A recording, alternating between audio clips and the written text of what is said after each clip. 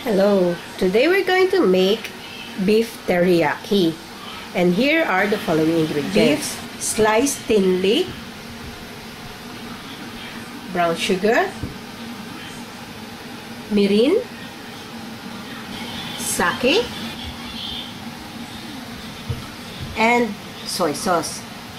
Sugar are optional ingredients, toasted sesame seed. In a small bowl, i-mix lang natin lahat ng ating liquid ingredients. So, yung sake, yung mirin, soy sauce, and yung sugar. Then, we'll just mix it well hanggang ma-dissolve yung sugar. So, this is well mixed. Pwede na natin siyang isama dun sa ating beef. So, ito yung ating beef. Kinat ko lang siya into strips para mamaya mas madaling iluto. So, isama lang natin yung ating prepare na sake and mirin mixture. Then, haluin lang natin siyang maigi. Make sure na naka-submerge or naka-soak lahat yung ating beef. So, we will marinate this for a minimum of 1 hour. Mas maganda kung ililive nyo overnight sa fridge. Kung ililive nyo overnight sa fridge, kailangan nyo ilagay sa Tupperware at takpan. And then, refrigerate it.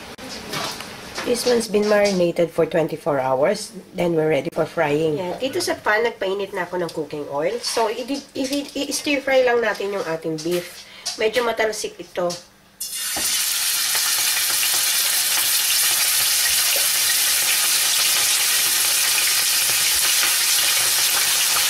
So, i-turn over lang natin yung ating beef habang pina-fry para even yung ating pagkakaluto. So, we will continue to fry this hanggang maging tender enough na yung ating beef.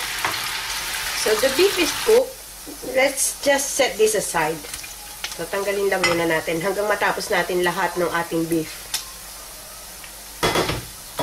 So, our beef is ready. Ni-remove ko lang yung excess oil. So, yung ating pinagmarinitan, isama lang natin. And we'll continue to simmer it hanggang maging thick yung sauce. And then, pwede na natin itong patayin. And here's our yummy beef teriyaki served with toasted sesame seed.